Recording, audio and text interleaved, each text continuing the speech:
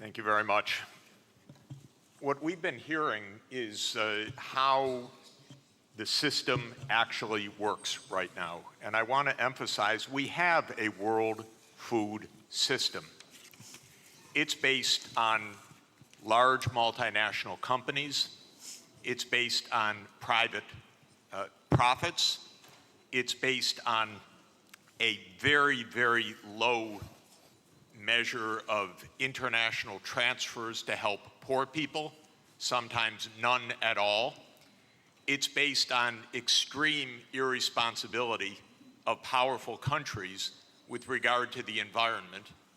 And it's based on a radical denial of rights of poor people, as we just heard. It's interesting, we heard from the Minister of DRC, what's wrong with your country? Well, we don't even start by saying the King of Belgium created a slave colony for 30 years. The government of Belgium ran the slave colony for another 40 years. The CIA assassinated your first popular leader, Mr. Lumumba, and then installed another dictatorship for the next 30 years. And then Glencore and others now suck out your cobalt without giving you tax income. We don't reflect on that. We say, what's wrong with you? Why don't you govern properly? And so we have a system, but we need a different system. We cannot turn this over to the private sector. We already did about 100 years ago. Not only to the private sector with the US military behind it, with the defense of these property rights in the Minister of Honduras's country, where United Fruit ran the country for a long time. And their attorney was the foreign minister of the United States, Secretary Dulles, and his brother was the head of the CIA and overthrew the next door neighbor, Mr. Arbenz, to make sure that United Fruit could have its property. So we have a system, but we need a different system. And the different system has to be based on principles of human dignity in the Universal Declaration, principles of sovereignty, principles of economic rights, because these are not nice things to do. In 1948, all the government said that food is a right, social protection is a right, not a nice thing, not a pleasant thing, a right. That was 73 years ago. The SDGs are nothing more than our generation's attempt to honor the Universal Declaration of Human Rights. I come from a country that not only doesn't care about the world's poor, it doesn't even care about its own poor. 1 in 7 Americans is hungry right now.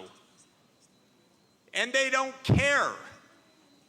I mean, the poor people care, but one political party, all it cares about is cutting taxes for the rich and filibustering any solution. So we're in a world that's really tough. The private sector's not going to solve this problem. I'm sorry to say to all of the private sector leaders, behave, pay your taxes, follow the rules. That's what you should do.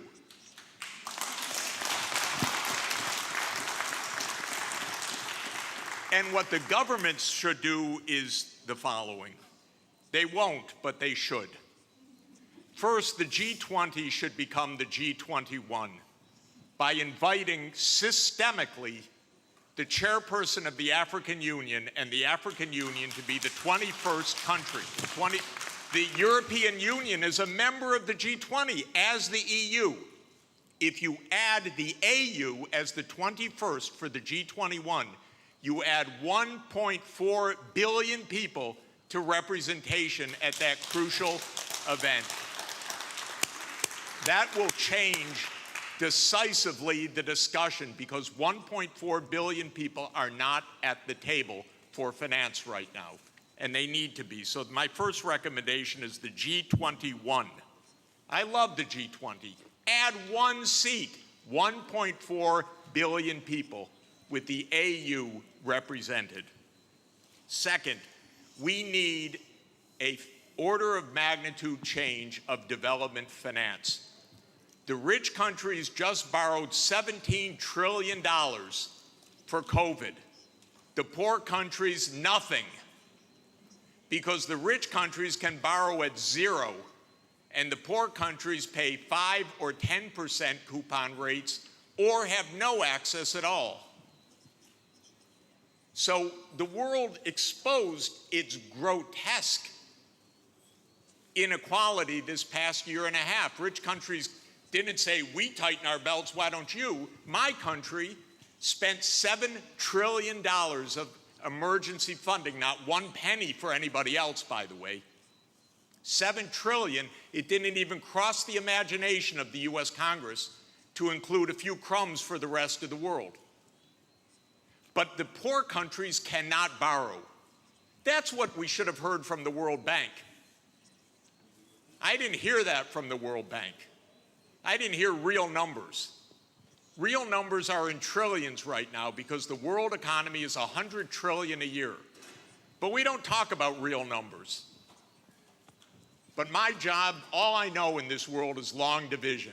Divide by 100 trillion and then see whether you're talking about something real or not.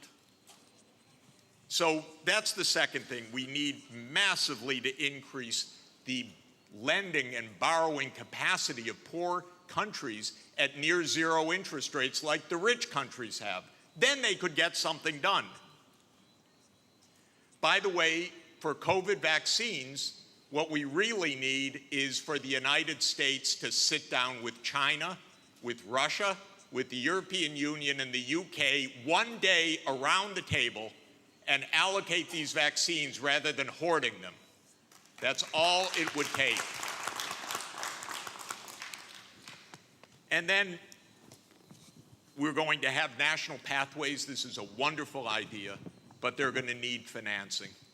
And so everything that I've been saying, I know the numbers. That's all I do for 40 years is add up what's missing. You want electricity? It has to be purchased. You want digital access? It has to be purchased. You want safe water irrigation? It has to be purchased. This is what I do for a living, is add up these numbers and then find out that then somebody makes up something and names 1/100th of what's really needed. It's not even hard. By the way, the IMF has done wonderful studies in the last 2 years showing that we have a financing gap of about $400 to $500 billion a year for the basics for the SDGs. They show the gap, but nobody comes up with the number, the solution, which wouldn't be so hard because that's just not a big number. It's 0.5 of 1% of world output.